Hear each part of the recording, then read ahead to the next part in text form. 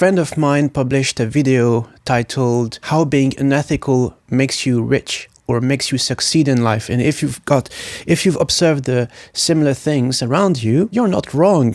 This is actually what is happening in this society. My question, as always, was why does it happen and how? Hello and welcome. My name is William, researcher in sociology at the University of Warwick in the UK, and this is a series around my latest book, Muslims in the Neoliberal Empire, which is about how the society colonizes us and what can we do about it. Is there any place for people who want to uphold their morals or their ethics to understand why being unethical or immoral puts you ahead of everyone else in nowadays world? We have to dig not only into sociology but also in psychology. So I wanted to share with you a conversation I had with someone who is well known in the Muslim professional scene in the UK. He is of working class Bangladeshi background, grew up in a council estate in Tower Hamlets, East London, graduated from SOAS. He's been working for a major youth organization. He is an active participant in these elitist and secretive organizations I've mentioned in a previous video. He believes in Muslim leadership. He is renowned for being a sexual predator, and he got an Order of the British Empire, OBE, a wonderful, wonderful case study. I wanted to ask about his views about power, and this is like pure gold. What do you think of people in the community who attain positions of power and don't share the power or don't use it with the community? And he replies, selfishness is just another kind of leadership. I'm a pragmatist. If ego drives the success of an organization, it's not necessarily a bad thing. I continue. What do you think of organizations at the grassroots? How can they survive if no one supports them? He says, I don't believe in the grassroots. They're very exclusionary. The grassroots never achieved anything. If we want change, it's top-down or nothing. Do you think that social media influencers can change things? And he says, these people try to normalize the presence of Muslims. If we can drive a brand like Nike to issue a sports hijab, it's a victory for us. So we need to look at the markers. This person is very successful in the society by modern norms. He's a sexual predator, but he gets away with it. So he's never out of work, he's never out of money. He's got a huge network and, well, he's got an easy life. And that's because, very simply put, his values align with those of the modern society. He believes that change is only possible through power. It's only top-down. He doesn't believe that grassroots movements have done anything. He believes things such as representation in the market or in politics will annihilate racism. He says selfishness is just another kind of leadership. If ego drives the success of an organization, it's not a bad thing. Selfishness is good if it drives to success. Ego is good if it drives to success. So what is success in his own terms? Success is, for example, Nike issuing a sports hijab, which is, for him, a symbol of the normalization of Muslim presence in the mainstream, in the market. And you probably know the answer to the question, is representation actually liberation? We saw this in a previous video. Selfishness and ego are positive values. These are drivers for good. And this narrative echoes the discourse of people like Margaret Thatcher or Boris Johnson, who would say things such as greed can be a driver of success. For him, victory is representation. And he believes that change is top-down or nothing. You have to attain power to produce change.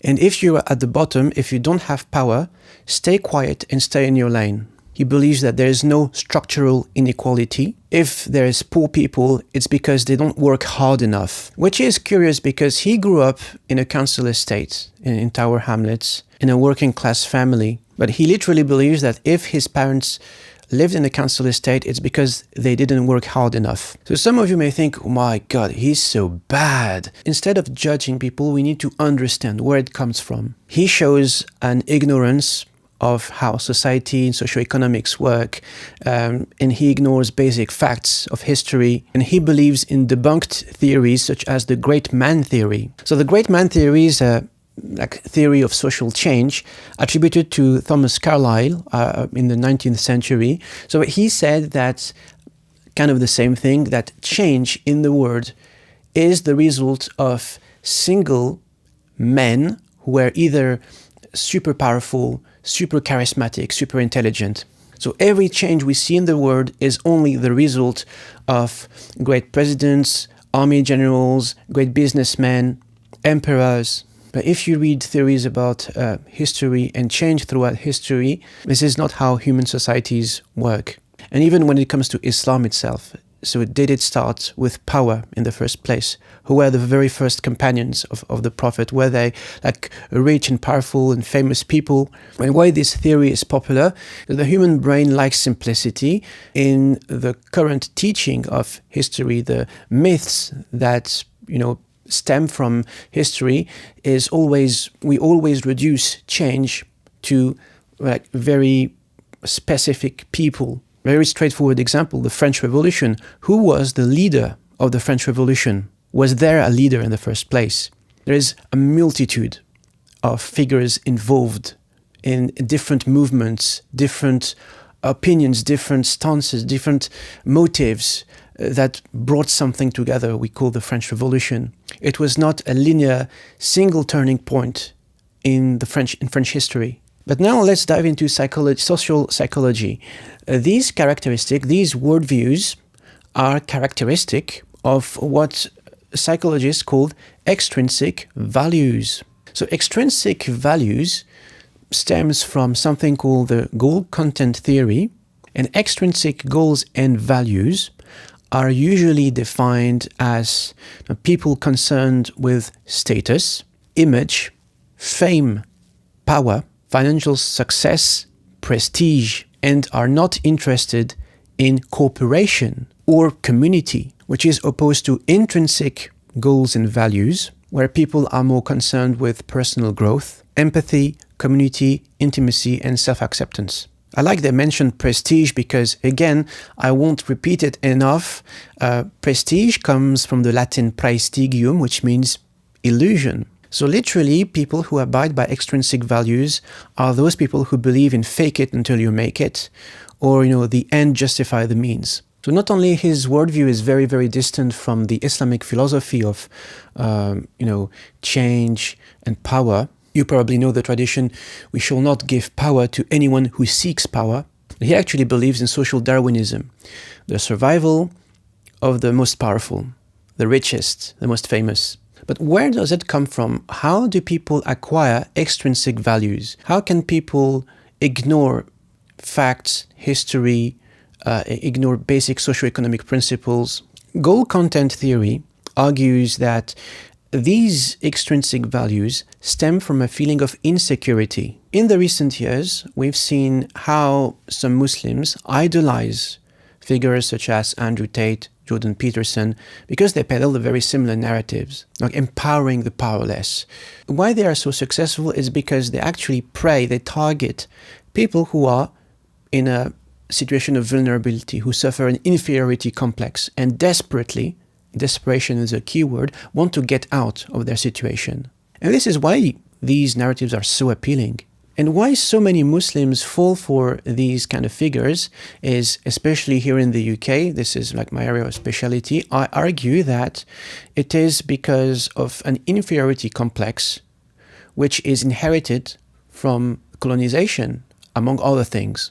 The colonization, the mass movement of people and the living conditions they faced in the UK, and I guess many other people across Europe, is that they were faced with deprivation from financial stability, deprivation from media visibility, deprivation from political representation. When you have been for generations in such a situation of deprivation, in survival mode, it is very understandable that people will do anything and everything to grab one atom of representation, visibility, stability. I argue that it is not the sole explanation there's other factors at play. Why, for example, is it that French Muslims or Spanish Muslims are much less into consumerism than British Muslims? And overall, there's always exceptions, and there's always, people who are hyper-consumerist in France and in Spain and other countries, but I'm talking about a general trend. Alice Marwick argues that this also comes from an exposure to certain social models that encourage these values.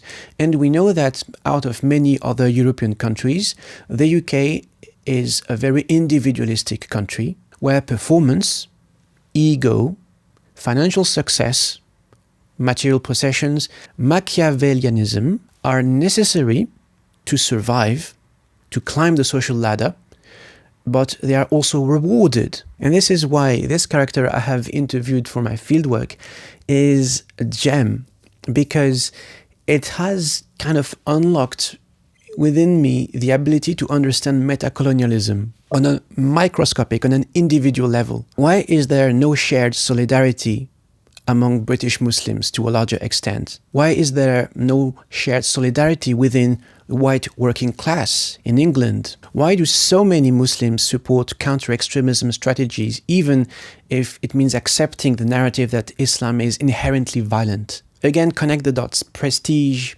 appearance, representation, power, money, material possessions. If the whole society tells you that these values are important, that greed is good, that selfishness leads to success, if you are in survival mode, do you have the strength or the power to say, hang on a second, there is something a bit off with this kind of narrative? And one thing with people with extrinsic value is that you cannot convince them just like that. Extrinsic values is linked to fear, and fear is linked to an organ in the brain called the amygdala. So it's an organ which is partly responsible for our flight and fight response. And if you know how human instincts work, it's extremely difficult to override our instincts. It's possible because we have the brain capacity to do it, but it requires a practice, it requires exercise, and not everyone is able to do it. So to sum up, if you want to succeed in a society, you better play the rules of the game. But then you'll ask, playing the rules of this game has consequences. It has consequences on people because it produces more inequalities, it polarizes the society. For those who believe in an afterlife, there are consequences. We will be judged upon our actions. So how can we survive and live an ethical and moral life if the society wants us to play the game? And this is when I say my whole book is about this, but we are only in chapter 2.